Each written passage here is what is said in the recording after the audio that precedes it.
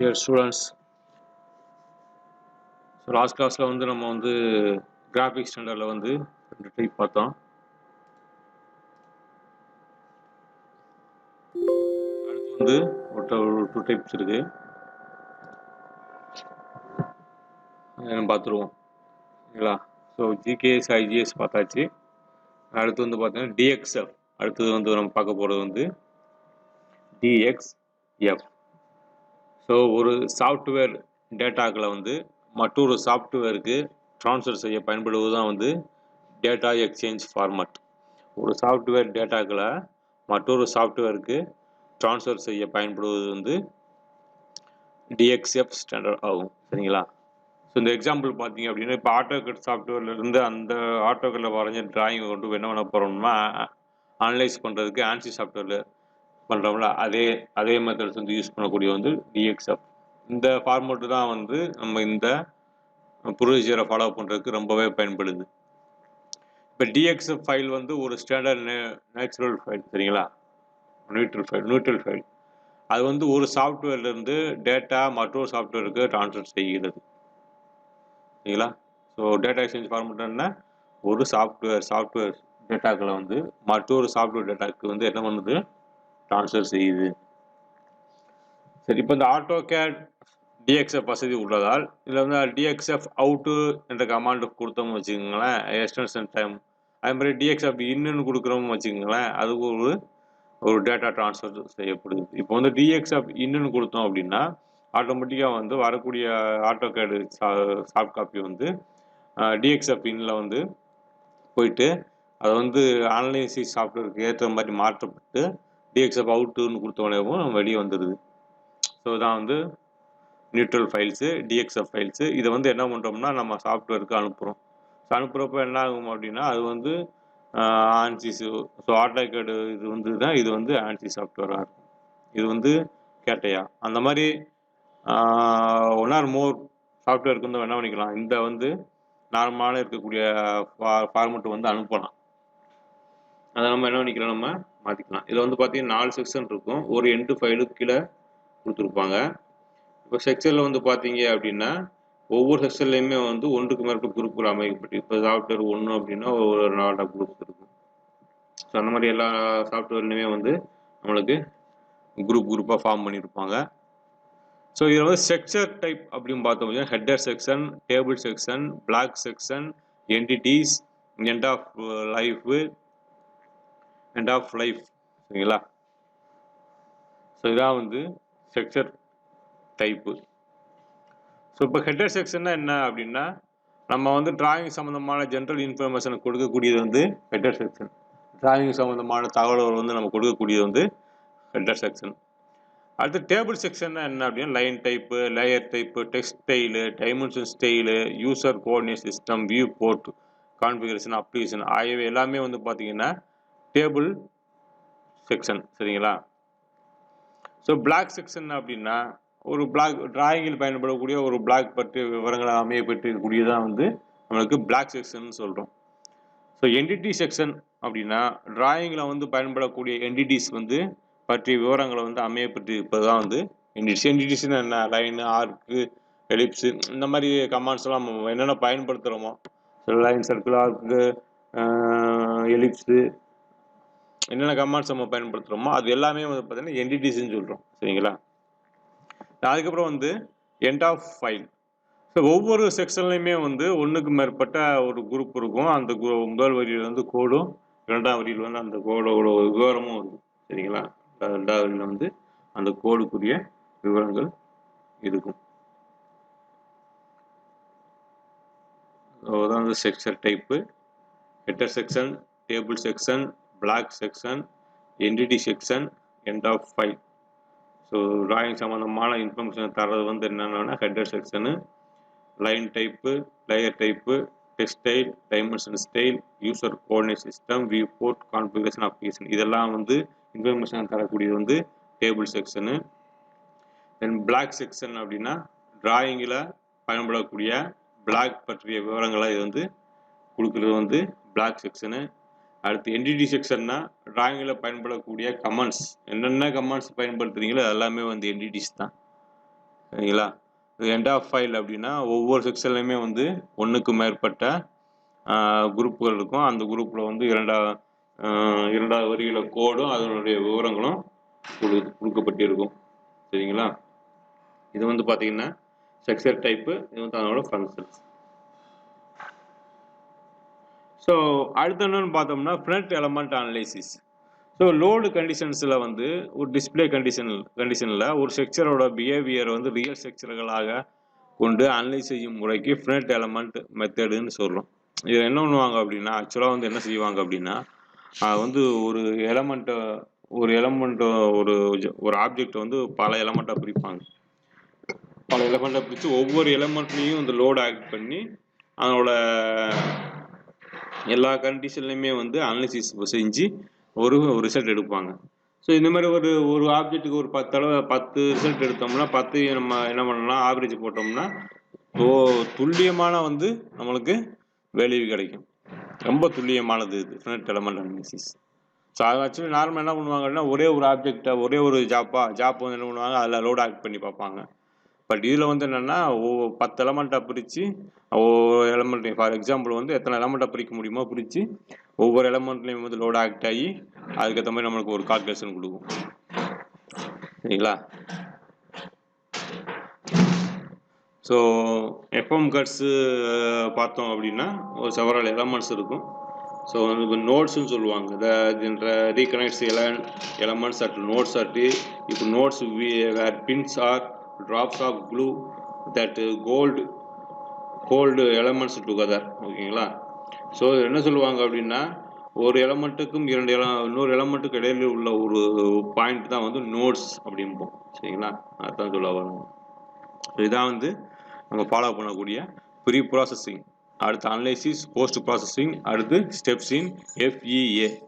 So இந்த pre ப்ராசஸிங்லாம் என்னென்ன நடக்கும் பார்த்தீங்கன்னா அப்படின்னா, definitions, then types of analysis, material properties, elements types, geometric of structures, load conditions, இதெல்லாமே வந்து பார்த்தீங்க அப்படின்னா ப்ரீ ப்ராசஸிங். இதை வந்து நம்ம என்ன பண்ணுறோம்னா இன்புட்டாக நம்ம கொடுத்துட்றோம். ஸோ அனலைஸ் பண்ணி முடிச்சுட்டு அடுத்து என்ன கொடுக்கும்னா போஸ்ட் ப்ராசஸிங் வந்து என்ன கொடுக்கும், displacement contours, stress contours, then listing stress, listing of displacement, sorting of stress. So இதெல்லாமே வந்து பார்த்தீங்க அப்படின்னா போஸ்ட் ப்ராசஸிங். ஸோ இதனோட வேலைகள் வந்து என்னென்ன வேலையை செய்யுன்னு சொல்லி காட்டியிருக்காங்க. ஸோ இந்த FEAல வந்து நமக்கு தேவையான ரிசல்ட்டு நல்ல ஒரு துல்லியமான ரிசல்ட்டாக நம்மளுக்கு கிடைக்கிறது. இப்போ நல்லா பாருங்கள், ப்ரீ ப்ராசஸிங் என்ன பண்ணுவான்னு பாருங்கள். ஒரு ஜாமெட்ரியின் ஃபிசிக்கல் கேரக்டரிஸ்டிக் மற்றும் அமைப்பு ஆகியவற்றை விளக்குவது. அதாவது மெட்டீரியல் ப்ரொபோர்ஷன்ஸ், எந்த ஒரு டைப் எலமெண்ட்டாக இருந்தாலும் சரி ஸ்ட்ரக்சரின் நோடு மற்றும் எலமெண்ட்டுகளை டிஃபைன் செய்வதாகும். சரிங்களா? ஸோ இதான் வந்து ப்ரீ ப்ராசஸிங். ப்ரீ ப்ராசஸிங் என்ன பண்ணோம் அப்படின்னா, எந்த ஒரு எலமெண்ட்டாக இருந்தாலும் சரி முதல் வந்து என்ன பண்ணணும் அப்படின்னா, என்ன டைப் எலமெண்ட்டு, என்ன மெட்டீரியலு, ஒரு ஃபிசிக்கல் கேரக்டரிஸ்ட்டை வந்து என்ன பண்ணுவாங்க அப்படின்னா இந்த ப்ரீ ப்ராசஸிங் வந்து அப்சர்வ் பண்ணும். தென் அதுக்கப்புறம் வந்து என்ன பண்ணும், அனலைசிஸ் என்ன பண்ணுவாங்க அப்படின்னா, இது எல்லாத்தையுமே வந்து அனலைசிஸ் சாஃப்ட்வேருக்கு அனுப்புகிறப்ப அது எல்லாமே வந்து அனலைஸ் செய்யப்பட்டு அதுக்குரிய அப்ளிகேஷன்ஸ் எல்லாமே வந்து சொல்யூஷன், அதாவது கண்டறியப்படுகிறது. சரிங்களா? ஸோ மூணாவது வந்து என்ன பண்ணுறோம்னா, அனலைசிங் தீர்வுகளை வந்து விசுவலைசேஷன் செய்து மிகவும் போஸ்ட் ப்ராசஸிங் என விளக்குவது போஸ்ட் ப்ராசஸிங். அதாவது இங்கே நமக்கு கிடைக்கக்கூடிய அந்த சொல்யூஷன்ஸ் வந்து அதுக்கேற்ற மாதிரி இங்கே என்ன பண்ணுவாங்க அப்படின்னா ஒரு அந்த போஸ்ட் ப்ராசஸிங் வந்து செய்வாங்க. ஸோ என்ன இப்போ டிஸ்பிளேஸ்மெண்ட் கண்டவுட், ஸ்ட்ரெஸ் கண்டவுட், தென் அதுக்கப்புறம் வந்து லிஸ்ட் ஆஃப் ஸ்ட்ரெஸ் அப்ளைடு, இது எல்லாமே தீர்மானிக்கிறது என்ன அப்படின்னா இந்த அனலிசிஸை பேஸ் பண்ணி தான் இங்கே தீர்மானிப்பாங்க. So displacement contours, stress contours, list of stress applied. சரிங்களா? ஸோ இது 3 ஸ்டெப்ஸ் தான் வந்து இந்த FEAல இருக்குது, finite element analysis. So advantages என்ன அப்படின்னு பார்த்தோம் அப்படின்னா ஒன்றுமே இல்லை. இப்போ ஏரோஸ்பேஸஸ் அந்த செக்டரில் வந்து ரொம்ப பயன்படுத்துகிறாங்க, ஸ்ட்ரெஸ் அனலிசிஸ்லையும் பயன்படுத்துகிறாங்க, and heat transfer and heat flow analysis ஒர்க்கில் பயன்படுது, அடுத்து எலக்ட்ரோ மேக்னெட்டிக் அனலிசிஸில் பயன்படுது, தென் அக்வாஸ்டிக்ஸ் அண்டு பயோமெக்கானிக்ஸ் அனலிசிஸில் நம்மளுக்கு பயன்படுது. சரிங்களா? ஸோ மறுபடியும் ஒரு தடவை சொல்லிடுறேன். AXF format, data exchange format. So ஒரு சாஃப்ட்வேர் டேட்டாக்களை வந்து மற்றொரு சாஃப்ட்வேருக்கு ட்ரான்ஸ்ஃபர் செய்ய பயன்படும் ஸ்டாண்டர்டானது DXF ஸ்டாண்டர்ட் ஆகும். ஒரு சாஃப்ட்வேர் டேட்டாக்களை மற்றொரு சாஃப்ட்வேருக்கு ட்ரான்ஸ்ஃபர் செய்ய பயன்படும் ஸ்டாண்டர்டானது DXF ஸ்டாண்டர்ட் ஆகும். ஸோ எக்ஸாம்பிளுக்கு வந்து பார்த்தோம் அப்படின்னா ஆட்டோகேட் சாஃப்ட்வேர்லேருந்து அனாலிசிஸுக்குரிய ஆன்சிஸ் என்ற சாஃப்ட்வேருக்கு நடைபெறும் டேட்டா பரிமாற்றம் தான் வந்து எக்ஸாம்பிள்ஸ். இப்போ வந்து ஆட்டோக்கேல என்ன பண்ணுவோம்னா டிராயிங்ஸ் வரைஞ்சிருவோம். நம்ம என்ன ஒரு இமேஜ் கிரியேட் பண்ண போகிறோமோ உருவாக்க போகிறோமோ அதுக்கு முன்னாடி என்ன பண்ணுவோம், டிசைனிங் பண்ணுவோம். அந்த டிசைனிங் சாஃப்ட்வேர் வந்து என்ன பண்ணுவோம் அப்படின்னா ஆன்சிஸுக்கு அனுப்பணும் அப்படின்னா அதில் இருக்கக்கூடிய mass of properties, strain, heat transfer எல்லா கண்டிஷன்ஸ்லையுமே என்ன பண்ணுவாங்கன்னா அந்த டிராயிங்குரிய அந்த ஆன்சி சாஃப்ட்வேரில் இன்ஸ்டால் பண்ணுறப்போ நம்மளுக்கு டேட்டாஸ் கிடைக்கும். இதான் வந்து ஆக்சுவல் உண்மையான ஒரு எக்ஸாம்பிள்ஸ், நல்ல ஒரு எக்ஸாம்பிள்ஸ் இது வந்து. ஸோ இப்போ வந்து பார்த்தோன்னா இப்போ நியூட்ரல் ஃபைல் இப்போ இதுதான் படம், இந்த நியூட்ரல் ஃபைல்ஸ். இந்த நியூட்ரல் ஃபைலை வந்து என்ன பண்ணியிருக்காங்க அப்படின்னா 4 சாஃப்ட்வேர் இருக்குது. 4 சாஃப்ட்வேருக்கு வந்து ஃபார்வர்ட் பண்ணிட்டாங்க. இது என்ன அப்படின்னா DXF இன், DXF அவுட் 2 கமாண்ட்ஸ் யூஸ் பண்ணுறாங்க. இப்போ DXF அவுட் அப்படின்னு சொன்னோன்னா என்ன பண்ணுறது, ஃபைலுக்கு DXF என்ற எக்ஸ்டென்ஷன் சேம் நேம் உள்ளது, சரிங்களா? ஸோ தென் அதுக்கப்புறம் வந்து DXF இன்னும் கொடுக்குறப்ப என்ன ஆகுதுன்னா ஆட்டோகேட் சாஃப்ட்வேருக்கு வந்து டேட்டா ட்ரான்ஸ்ஃபர் செய்யப்படுகிறது, சரிங்களா? வேறு சாஃப்ட்வேர்லேருந்து ஆட்டோகேடுக்கு மாற்றப்படுகிறது. DXF அவுட்டுன்னு சொன்னதுக்கப்புறம் ஆட்டோகேட் சாஃப்ட்வேர் வந்து வேறு சாஃப்ட்வேருக்கு மாற்றணும். நல்லா ஞாபகம். DXF அவுட் அப்படின்னா ஆட்டோகேட் சாஃப்ட்வேரில் இருந்து வேறு சாஃப்ட்வேருக்கு போகிறோம். DXF இன்னுன்னா வேறு சாஃப்ட்வேரில் இருந்து ஆட்டோகேட் சாஃப்ட்வேருக்கு கொண்டு வரோம், சரிங்களா? நல்லா ஞாபகம் வச்சுக்கோங்க. ஸோ இந்த DXF ஃபைல் ஸ்ட்ரக்சர் ஆர் ஆர்கனைசேஷன்னா 4 செக்ஷன் இருக்குது. ஒரு எண்ட் ஆஃப் ஃபைல் கீழே கொடுத்துருக்காங்க. ஸோ இதான் டயக்ராம்ஸு. இப்போ இந்த ஸ்ட்ரக்சர்னா என்னென்னு பார்த்தோம் அப்படின்னா header section, table section, blocks section, entity section, end of files. இப்போ ஹெட்டர் செக்ஷன் அப்படின்னா டிராயிங் சம்மந்தமான ஜென்ரல் இன்ஃபர்மேஷனை வந்து நம்மளுக்கு கொடுக்கக்கூடியது வந்து ஹெட்டர் செக்ஷன். இப்போ டேபிள் செக்ஷன்னா என்ன அப்படின்னா line type, layer type, text style, dimension style, user coordinate system, viewport, configuration, application ஆகியவற்றிற்கான டேபிள்களை கொண்டிருக்கும். இப்போ டிராயிங்கில் பயன்படக்கூடிய பிளாக் பற்றிய விவரங்களை இது என்ன பண்ணிக்கலாம், லோட் பண்ணிக்கலாம். அதுக்கப்புறம் வந்து என்டிட்டி செக்ஷன். என்டிட்டி செக்ஷன் என்ன, டிராயிங்கில் பயன்படக்கூடிய என்டிட்டிஸ் பற்றிய விவரத்தை வந்து நம்ம இதில் அமையப்பட்டிருக்கும். ஸோ எண்ட் ஆஃப் ஃபைல் அப்படின்னா ஒவ்வொரு செக்ஷன்லையுமே வந்து ஒன்று அல்லது அதற்கு மேலான குரூப்புகள் அடங்கியிருக்கும். முதல் வரியில் கோடும், இரண்டாவது வரியில் அந்த கோடின் விவரங்களும் இருக்கும். நல்லா வரும்.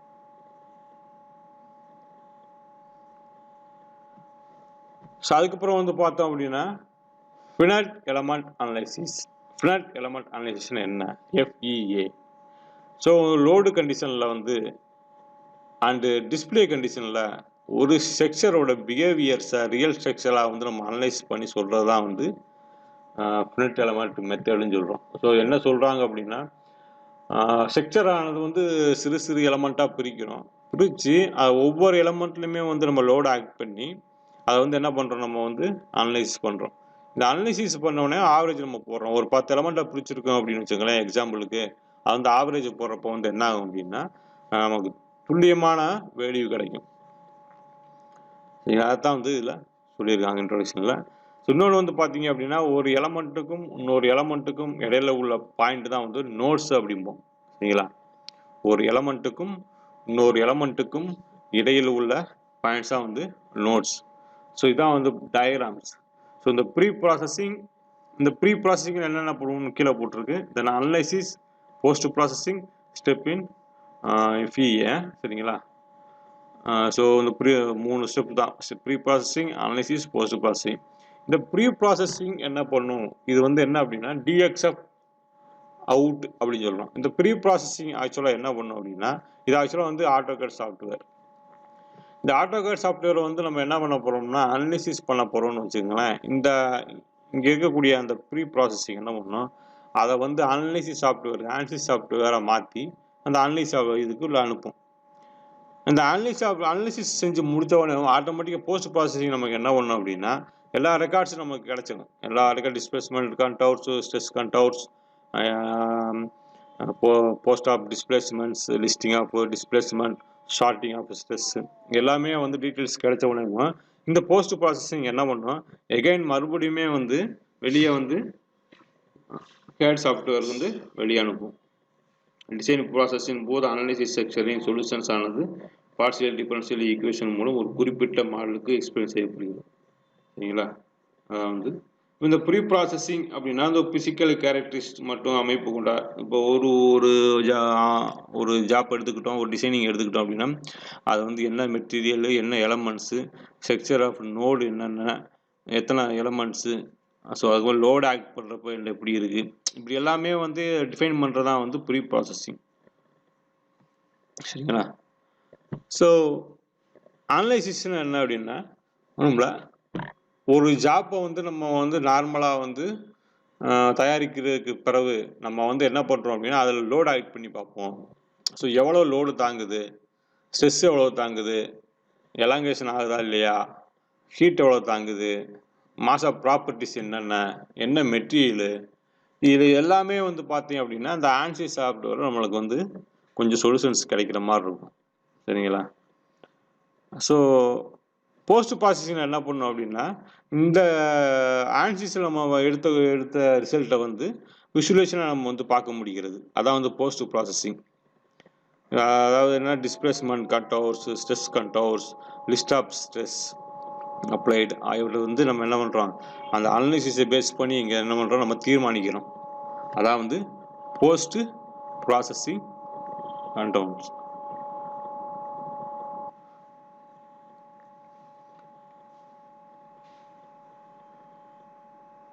ஸோ அடுத்து வந்து பார்த்தோம் அப்படின்னா இது இருக்கக்கூடிய 3 ஸ்டெப்ஸ் தான் நான் ஏற்கனவே சொன்னது தான்.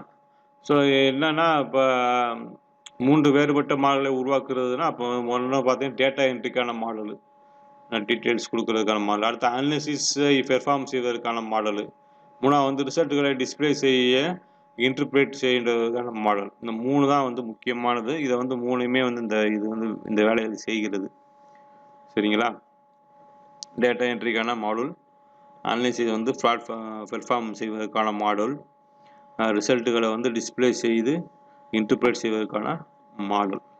ஸோ என்னென்ன அட்வான்டேஜஸ் எங்கெல்லாம் பயன்படுது அப்படின்னா, ஏரோஸ்பேஸ் கம்பெனியில் வந்து ரொம்ப அதிகமாக பயன்படுது. ஸ்ட்ரக்சரை வந்து நம்ம கிரியேட் பண்ணுறதுக்கு ஸ்ட்ரெஸ்ஸு அனலிசிஸு சரியாக பயன்படுது. Heat transfer, heat flow analysis ஒர்க்கில் பயன்படுகிறது. எலக்ட்ரோ மேக்னெட்டிக் அனலிசிஸில் பயன்படுகிறது. அக்வாஸ்டிக்ஸ் மற்றும் பயோ மெக்கானிக்ஸ் அனலிசிஸில் பயன்படுகிறது.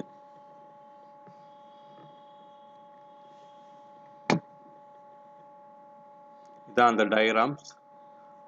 சிம்பிளான டயக்ராம் தான். ஸோ ஒவ்வொரு எக்ஸாமுக்கும் வந்து இதில் இந்த கிராஃபிக் ஸ்டாண்டர்டில் வந்து கண்டிப்பாக ஒரு கொஸ்டின்ஸ் வரும். மொத்தம் 4 இருக்குது. 4 வந்து அதே மாதிரி இந்த எஃப்இஏ வந்து பார்த்தீங்க அப்படின்னா